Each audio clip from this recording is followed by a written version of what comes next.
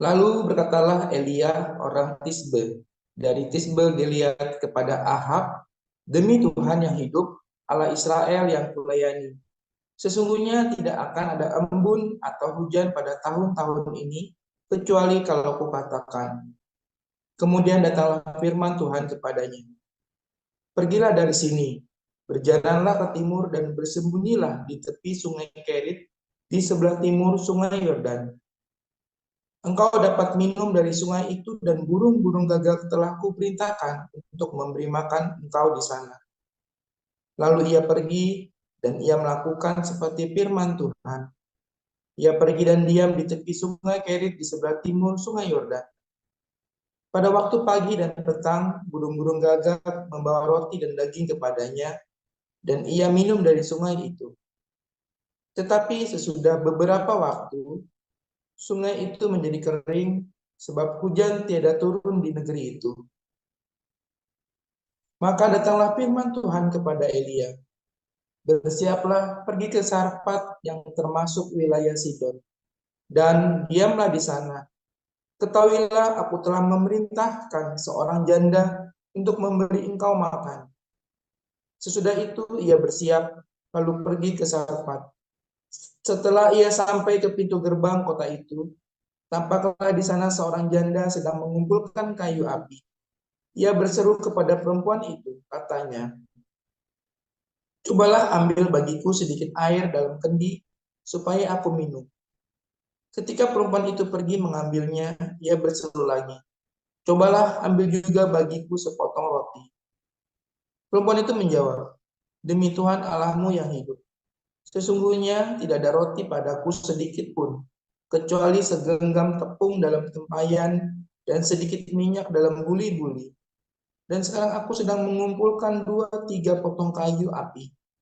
Kemudian aku mau pulang dan mengolahnya bagiku dan bagi anakku. Dan setelah kami memakannya, maka kami akan mati. Tetapi Elia berkata kepadanya, janganlah takut, pulanglah, buatlah seperti yang kau katakan. Tetapi buatlah lebih dahulu bagiku sepotong roti bundar kecil daripadanya, dan bawalah kepadaku. Kemudian barulah kau buat bagimu dan bagi anakku. Sebab beginilah firman Tuhan, Allah Israel. Tepung dalam tempayan itu tidak akan habis dan minyak dalam buli-buli itu pun tidak akan berkurang sampai pada waktu Tuhan memberi hujan ke atas muka bumi. Lalu pergilah perempuan itu dan berbuat seperti yang dikatakan Elia. Maka perempuan itu dan dia serta anak perempuan itu mendapat makan beberapa waktu lamanya. Tepung dalam tempayan itu tidak habis dan minyak dalam buli-buli itu tidak berkurang. Seperti firman Tuhan yang diucapkannya dengan perantaraan Elia. Sesudah itu, anak dari perempuan pemilik rumah itu jatuh sakit, dan sakitnya itu sangat keras sampai tidak ada napasnya lagi. Kata perempuan itu kepada Elia, apakah maksudmu datang kemari, ya abdi Allah? Singgahkah engkau padaku untuk mengingatkan kesalahanku dan untuk menyebabkan anakku mati? Kata Elia kepadanya, berikanlah anakmu itu kepadaku. Elia mengambilnya dari pangkuan perempuan itu dan membawanya naik ke kamarnya di atas dan membaringkan anak itu di tempat tidurnya. Sesudah itu ia berseru kepada Tuhan, katanya, ya Tuhan Allahku, apakah engkau menimpakan kemalangan ini atas janda ini juga yang menerima aku sebagai penumpang dengan membunuh anaknya? Lalu ia mengunjurkan badannya di atas anak itu 3 kali dan berseru kepada Tuhan, katanya, ya Tuhan Allahku, pulangkanlah kiranya nyawa anak ini ke dalam tubuhnya. Tuhan mendengarkan permintaan Elia itu, dan nyawa anak itu pulang ke dalam tubuhnya, sehingga ia hidup kembali. Elia mengambil anak itu, ia membawanya turun dari kamar atas ke dalam rumah, dan memberikannya kepada ibunya. Kata Elia, ini anakmu, ia sudah hidup. Kemudian kata perempuan itu kepada Elia, sekarang aku tahu bahwa engkau abdi Allah, dan firman Tuhan yang engkau ucapkan itu adalah benar. Matius 6 ayat 1 sampai 34. Ingatlah Jangan kamu melakukan kewajiban agamamu di hadapan orang supaya dilihat mereka. Karena jika demikian, kamu tidak beroleh upah dari Bapamu yang di surga. Jadi, apabila engkau memberi sedekah, janganlah engkau mencanangkan hal itu, seperti yang dilakukan orang munafik di rumah-rumah ibadah dan di lorong-lorong, supaya mereka dipuji orang. Aku berkata kepadamu, sesungguhnya mereka sudah mendapat upahnya. Tetapi jika engkau memberi sedekah, janganlah diketahui tangan kirimu apa yang diperbuat tangan kananmu. Hendaklah sedekahmu itu diberikan dengan tersembunyi. Maka Bapamu yang melihat yang tersembunyi akan membalasnya kepadamu. Dan apabila kamu berdoa, janganlah berdoa seperti orang munafik. Mereka suka mengucapkan doanya dengan berdiri dalam rumah-rumah ibadat dan pada tikung-tikungan jalan raya supaya mereka dilihat orang.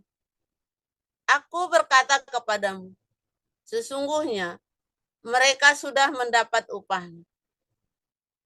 Tetapi jika engkau berdoa, masuklah ke dalam kamarmu, tutuplah pintu, dan berdoalah kepada Bapamu yang ada di tempat tersembunyi.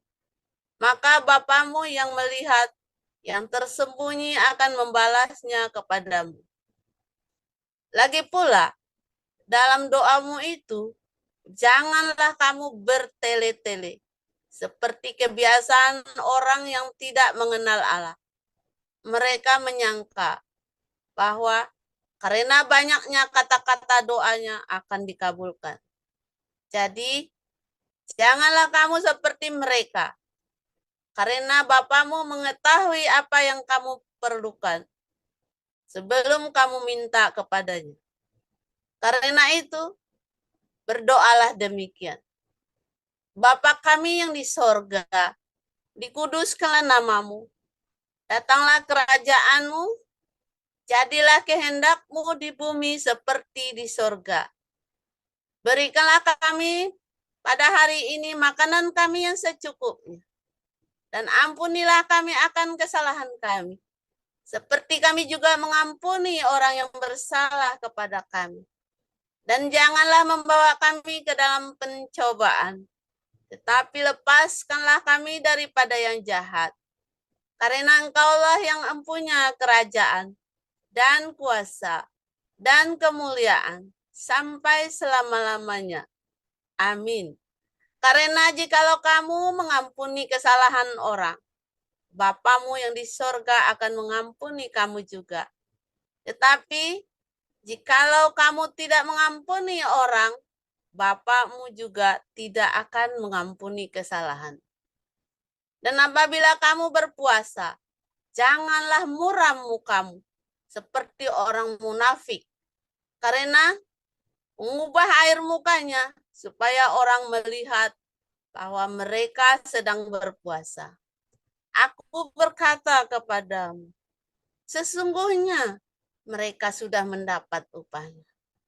Tetapi apabila engkau berpuasa, minyakilah kepalamu dan cucilah mukamu, supaya jangan dilihat oleh orang bahwa engkau sedang berpuasa, melainkan hanya oleh Bapamu yang ada di tempat tersembunyi. Maka Bapamu yang melihat yang tersembunyi akan membalasnya kepadamu. Janganlah kamu mengumpulkan harta di bumi. Di bumi ngengat dan karat merusakkannya, dan mencuri, membongkar, serta mencurinya. Tetapi kumpulkanlah bagimu harta di sorga.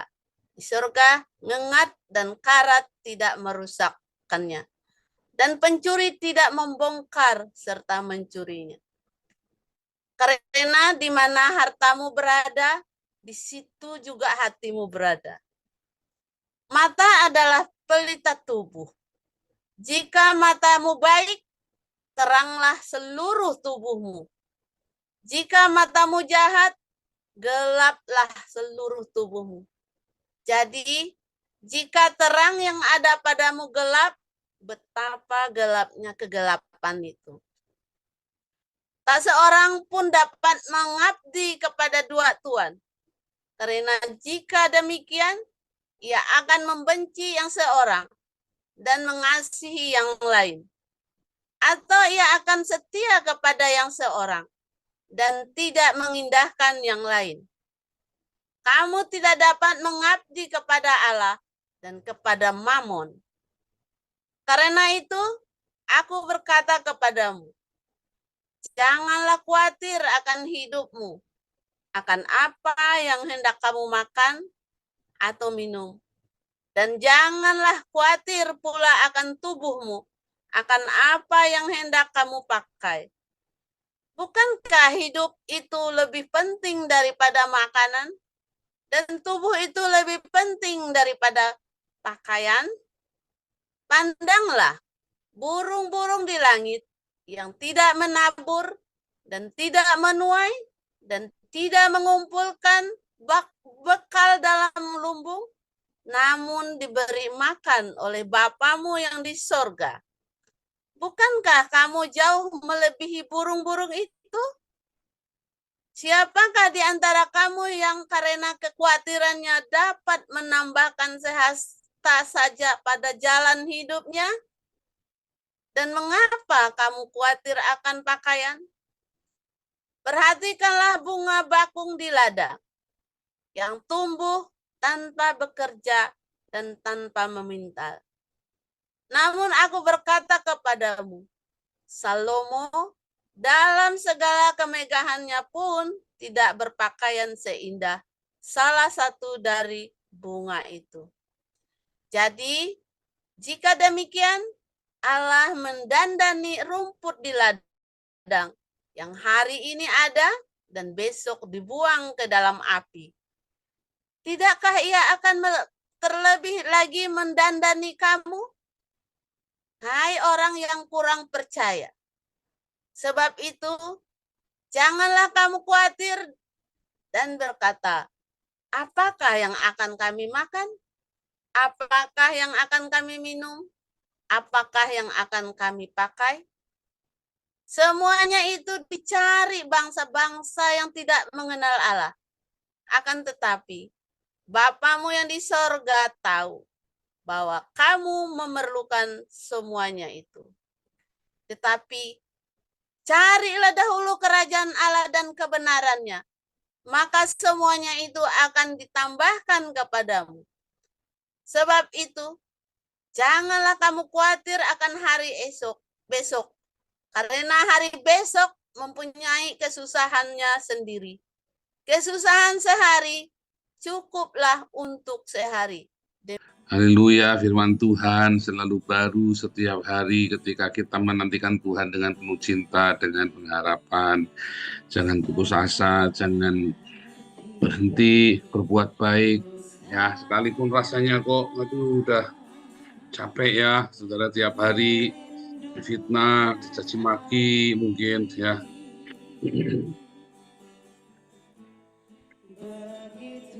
Mungkin Anda yang kumpul dengan mertua yang nggak cocok, aduh puyeng saudara ya. Aduh ribut terus. Tapi jangan berhenti berbuat baik saudara. Jangan berhenti untuk menunjukkan kebaikan kepada setiap orang. Mulai berhenti berintrik ya, apa adanya. Nanti kamu menang ya, dikit lagi ya. Ingat-ingat kalau Anda sudah melakukan apa yang saya ajarkan kepada Anda di setiap kebun pagi, jangan terlewatkan. Yang saya cerita sama Anda itu adalah hasil pengalaman. Ya, saudara ya, Tuhan banyak mengajarkan kepada saya. Nah, kalau Anda lakukan, ya, Anda pasti menang. Ya, Anda pasti menang, mulai dari stabil dulu kehidupan. Apakah masalahnya hilang, Pak? Enggak, masalahnya masih ada. Cuman kamu lebih kuat, cuman kamu lebih dewasa, cuman kamu lebih tegar. Masalahnya ada mungkin tambah berat. Ya, apakah saya masalahnya habis, saudara sekarang? Tambah banyak, saudara. Masalah saya tambah banyak. Ya, masalah saya tambah banyak. Cuma saya lebih kuat, saya lebih tegar, saya lebih stabil, saya lebih tenang, ya. Saya lebih lebih dewasa. Cari ya, saudara ya. Saudara, ketika kita makin bersama dengan Tuhan, masalah itu bukannya hilang loh. Saudara jangan berpikir saya ngajari Anda masalah hilang. Enggak ya. Pendeta ngajari Anda masalahnya supaya hilang. Saya ngajari Anda masalahnya tetap mungkin tambah gede. Tapi kamu tambah kuat, kamu tambah dewasa, kamu tambah tambah wise, ya, berhikmat. Itu yang benar, ya. Itu yang benar. Kalau lagi orang selamat tahun baru Imlek, semoga Tuhan menjauhkan kita dari semua masalah. Ya, Tuhan akan menjauhkan kita dari semua pencobaan dan yang jahat. Tetapi, ya, yang namanya masalah itu selalu ada. Dan masalah itu dalam kehidupan kita nggak makin enteng tapi makin berat. Dan kitanya makin kuat, ya, melebihi beratnya masalah itu. Ya, ingat-ingat saudara. Nah, jadi Anda jangan samakan dengan dia dalam ajaran agama lain. Ya, saudara ya. Anda belajar berdamai dengan masalah, berdamai dengan segala konflik, berdamai dengan kenyataan. Ya, berdamai, saudara. Terimalah kenyataan bahwa tiap pagi jalanan macet, ya kan?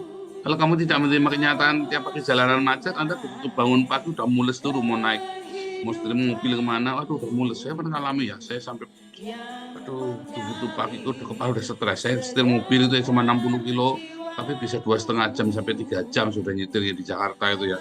Saya begitu ngebayang itu, udah karu-karuan, saudara. Saya mengalami, stres sudah karu-karuan. Sampai akhirnya saya bisa berdamai. Tapi waktu itu akhirnya saya pindah ke Bali ya, pindah ke Bali terus pindah beberapa kota ya, saudara ya. Tapi saya waktu pertama kali di Jakarta stres, saudara ya, nggak bisa membayangkan saya setir mobil tiap pagi 2 jam, 2,5 jam. Sekarang saya ke Den Haag tiap hari 2 jam, pulang pergi 4 jam. Ya enggak berasa. Enggak berasa ya, saudara ya. Capek, tapi lebih capek dulu, saudara. Lebih capek zaman saya di Jakarta, tiap hari 2 jam, 2,5 jam, padahal dari rumah ke kantor cuma 60 km. Sekarang dari rumah ke Den Haag itu 180 km, saudara. Tetapi saya semakin tenang, nyetirnya enggak kemerungsung. Ya kan? Lebih roster, lebih pelan, ya. Lebih dewasa. Nah, itu ya, saudara ya. Nah, saudara ada satu yang menarik ya, saudara. Ada satu yang menarik dari kisah Elia. Elia ini mengalami satu kegagalan, saudara. Takut dia ya, mau dibunuh ya. Ini mengalami satu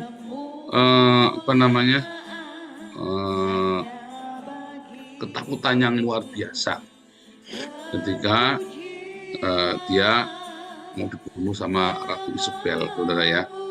Banyak orang ya mengalami perkasaan di dalam kehebatan, kesuksesan dalam pelayanannya, tapi hidupnya gagal. Tetapi takut, saudara, dengan sesuatu, ya.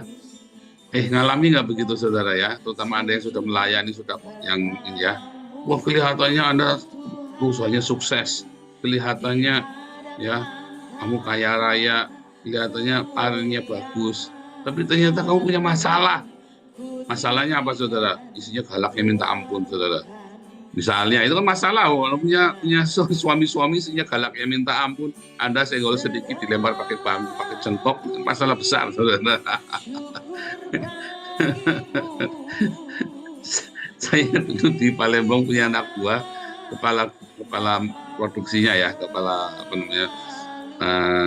kepala pabriknya itu, ya, dia takut sama istrinya, saudara ya.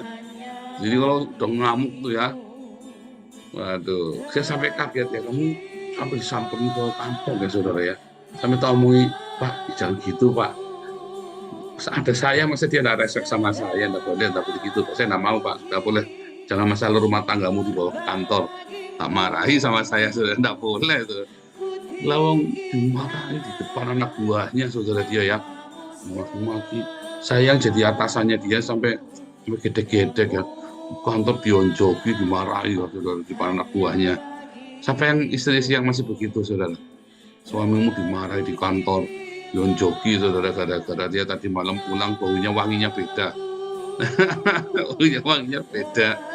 Nah, begitu saudara ya. Dan sampai begitu. Kadang-kadang ya saudara ada istri-istri yang begitu dominan ya saudara ya. Dia ada apa namanya roh Isabel ya, ada roh Isabel. Dia dominan, bukan dia berkepemimpinan, bukan, tapi dia dominan. Ya, dia mendominasi suaminya. Dia mendominasi komunitas. Ya. Siapa di sini yang senang sekali? Kalau laki-laki ingin mendominasi suatu komunitas, aneh ya saudara ya. Kalau seorang laki-laki berambisi, lalu ingin mendominasi di gereja, memimpin atau memimpin jemaat, atau dia memimpin atau pokoknya jadi ini ya, jadi panutan di jemaat. Oh nggak aneh ya saudara ya. Saya bukannya anti gender bukannya. Tapi kalau ada perempuan berani begitu, saudara, itu bahaya, saudara. Itu bahaya, roh Isabel, ya. Roh Isabel itu. Perempuan-perempuan yang semua dihajar, dimaki-maki, itu roh Isabel, saudara ya. Semua asal dia tidak suka dilabrak, saudara. Itu roh Isabel. Siapa yang punya spirit asal kamu tidak suka, kamu labrak, saudara. Itu roh Isabel, saudara ya. Yang di Wahyu itu ya, roh Isabel. Kedua, biasanya orang-orang ini ya kompromi dengan perzinahan, ya, kompromi dengan perzinahan, karena ininya dia, dominansinya dia itu ya di-drive oleh hawa nafsunya dia, saudara. Dia punya libido tinggi sekali dan tidak terkendali. Makanya akhirnya orang-orang sini biasanya kompromi dengan perzinahan, ya. Apalagi sama berondong-berondong, biasanya begitu. Ini saya nggak bilang, saya tidak berkata Anda, tapi ada yang begitu. Ya, dan ada yang begitu. Itu dari zaman dulu sampai zaman hari itu sama, saudara. Polanya itu seperti itu. Ya, udah dominan, juga semuanya pengen diatur sama dia, ya. Yang paling parahnya itu tadi dia kompromi dengan perzinahan, karena memang dia didrive oleh libidonya dia yang tidak terkendali. Nah itu hati-hati ya saudara ya. Anda yang begitu merasa seperti itu, Anda ambil puasa sama Tuhan, ambil puasa beberapa hari, tenangkan ya, cooling down ya. Nah itu ya. Nah si Nabi Elia hanya ketakutan terbirit-birit, saudara. Saya jadi ingat nabinya si Ono, saudara ya. Nabinya si Ono itu kan bangkrut ya saudara ya, bangkrut lalu kabur, saudara, bangkrut lalu kabur dari Mekah ke Madinah, saudara. Bangkrut ya, sudah bangkrut lalu kabur, karena ya itu karena nabi palsu itu kan, bangkrut lalu kabur. Saudara, seringkali ya kita ini orang-orang yang melayani Tuhan ya, kita kelihatannya perkasa, khotbahnya berapi-api, saudara. Tapi begitu ada masalah sedikit, kamu tuh kayak orang girap-girap, panik. Saya banyak ketemu hamba Tuhan seperti itu, saudara ya. Biasanya apa, saudara? Uang. Biasanya masalahnya uang. Wah, kalau khotbah ini kelihatannya hebat, saudara ya. Paling kayaknya dia itu yang paling beriman lah kalau khotbah itu. Tetapi begitu sudah masalah uang, ya, sudah mulai dia cari pinjaman sana, pinjam siapa ya? Siapa yang bisa tak palak ya? Siapa yang bisa tak utangi ya? Saudara ya. Wah, kelihatannya perkasa dia ya. Waduh, paling rasanya paling gagah berani, paling jadi martir dah. Begitu udah cerita uang, wah girap-girap itu, saudara. Makanya saya ajari tiap hari Anda ya. untuk hidup dalam kesederhanaan. Kalau kamu hidupnya sederhana kayak saya nih, hidupnya sederhana begini ya, kita nggak geragas, saudara. Buat sendiri itu kita nggak geragas, karena mau apa lagi?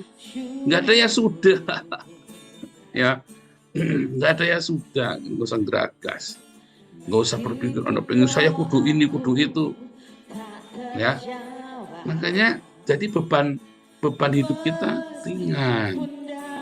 Tapi kalau Anda bergaya hidup mewah, ya, mau Anda pengusaha, Anda karyawan, apalagi kalau Anda cuma karyawan, ya kan?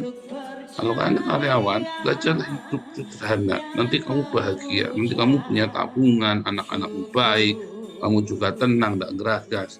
Tapi kalau kamu mulai, istrimu belajar gaya hidup mewah, ya kamu juga pakai ya hal-hal yang tidak perlu, ya kan? Pakai baju merek yang terkenal, baju itu cukup beli di ini aja di mall, apa? Di yang kelas-kelas Matahari zaman dulu itu ya saudara ya, itu juga bagus saudara. Dan itu kan juga kadang-kadang yang mahal ya di Matahari departemen. Kalau sekarang nggak tahu apa namanya di Indonesia itu, tutup kan Matahari itu ya. Kalau di sini ya kelas-kelas itu CN apa CA AM itu sudah bagus saudara ya. Nggak usah mendadak harus di butik. Nah gaya hidupmu yang mewah itulah yang membuat kamu jadi mudah takut, ketakutan, ya, mudah bangkrut saudara. Begitu udah masalah uang, udah bingung sih ngapain. Saudara, saya sering ngajari anak saudara, begitu buka rekeningnya kosong, aduh uangku kok habis ya. Nah, saya sering ngajarinya, kamu jangan bilang, aduh uangku kok habis ya. Kamu belajar, Jehovah Jireh, uang datang. Tapi syaratnya kamu hidupnya harus sederhana dulu. Kalau kamu hidup nggak sederhana, Jehovah Jireh tidak sampai mindset, kamu nggak bakal datang uangnya. Serius. Tuhan itu tidak akan memuaskan hawa nafsumu. Setan ya. Tuhan itu tidak akan memuaskan hawa nafsumu. Kamu Jehovah Jireh teriak-teriak supaya uang datang, nggak akan saudara. Kalau kamu hidupnya sederhana, kalau kamu disiplin dalam kehidupan, kamu tidak suka pamer, dan uang itu benar-benar habis karena kamu udah berdiakonia, kamu sudah apa ya, dan kamu tiba-tiba ada kebutuhan dadak anakmu bayar kuliah misalnya, kamu teriak Jehovah Jireh, uang datang beneran. Jangan berpikir nanti bosmu yang kasih, jangan berpikir nanti tiba-tiba aku naik pangkat, jangan berpikir seperti itu.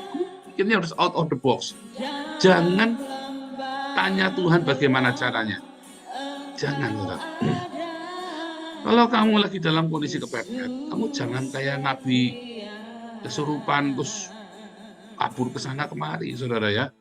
Tenggelam petang hilang terus Anda mulai malak sana malak sini, cari utangan sini. Jangan. Belajar. Kamu pakai satu, kamu hidupmu sudah sederhana, simple. Kamu jangan suka pamer. Belajar beli barang-barang yang secukupnya. Ya. Setelah kamu yakin kamu sudah hidup benar, kamu teriak Jehovah Jireh. Jangan kamu tanya uang itu dari mana. Kamu tiba-tiba kamu lihat di ATM bisa tiba-tiba ada uangnya. Serius kamu coba malam pagi ini kamu buktikan sekarang yang semuanya lagi dalam kebutuhan ya.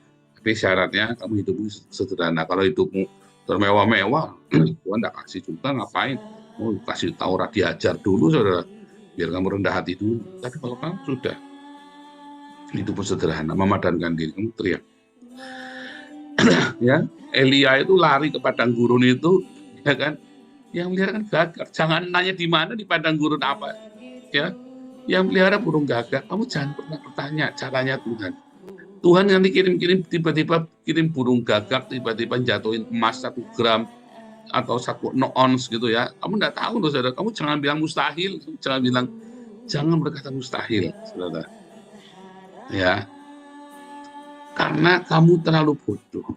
Kamu ingin mendikte Tuhan bagaimana cara Tuhan menolong kamu. Makanya kamu akhirnya malah nggak dapat pertolongan dari Tuhan. Kamu mau intervensi nggak usah. Yang penting kamu sudah hidupnya sudah benar. Yang penting kamu jaga hidupmu di dalam kebenaran. Yang penting kamu hidup sederhana. Allahku akan memenuhi segala keperluanku menurut kekayaan dan kemuliaannya. Ya, saudara jangan takut. Jangan tanya bagaimana caranya. Dan kamu tidak akan pernah bangkrut. Kamu tidak akan pernah habis. Tuhan akan pelihara kamu, saudara. Tuhan akan pelihara. Anda coba pagi ini teriak, Jehovah Jireh. Siapa di sini yang berhasil udah kosong? Siapa di sini yang anaknya mau bayar sekolah Anda nggak punya uang? Siapa di sini yang ya tagihan jatuh tempo, ya sudah terlanjur cicilan rumah terlalu besar, ya Anda nggak salah ngambilnya, ya atau Anda ada dalam usahamu lagi macet saat ini, lagi kepepet, ya. Saudara, kalau yang lagi usaha, lagi bisnis, kamu kepepet masalah uang, kamu jual dulu saudara asetmu. Yang mewah-mewah itu yang menjadi beban kamu jual dulu. Jangan bilang Jehovah Jireh dulu, salah saudara. Jehovah Jireh itu kamu teriak, kalau kamu itu mobil mewah udah kamu jual, kamu mau lagi bisnis, belum stabil, jangan pernah beli mobil mewah saudara. Jangan pernah beli mobil mewah, belilah mobil yang sederhana. Ya, yang nggak mau gok, mungkin sederhana. Ya, jangan pernah sok-sokan, usahamu belum lancar, kamu kredit sampai puluhan juta, jangan. Bodoh kamu. Terus kamu teriak Jehovah Jireh, Tuhan sediakan, tidak akan. Jangan ngomong ya, tidak akan, saudara. Cara Tuhan bekerja Jehovah Jireh itu, Allahku akan memenuhi keperluanku menurut kekayaan dan kemuliaannya, tapi bukan keinginanmu. Tapi kalau kamu sudah hidup sederhana, Anda pengusaha, hidupmu sederhana, tapi kamu ada salah langkah, kamu teriak Jehovah Jireh. Walaupun kamu jual tanahmu dulu, kamu jual asetmu dulu, salah, dah selesai, masih mepet, kamu teriak Jehovah Jireh yang keras. Sepakat dengan istrimu, 2 atau 3 orang, 2 itu suami istri, atau 3 orang sama anakmu, teriak sama-sama Jehovah Jireh. Tuhan sediakan. Ya, Tuhan sediakan. Coba, kamu jangan tak percaya, lakukan. Ya, jangan lupa kalau sukses, ya sukses fee-nya kasihkan ke Mari sama Embun Pagi. Haleluya. Tuhan Yesus berkati.